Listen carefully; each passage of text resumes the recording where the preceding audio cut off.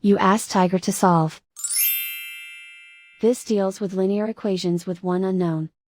The final result is a equals 3. Let's solve it step by step. Swap sides. Group all constants on the right side of the equation. Subtract 10 from both sides. Group like terms. Simplify the arithmetic.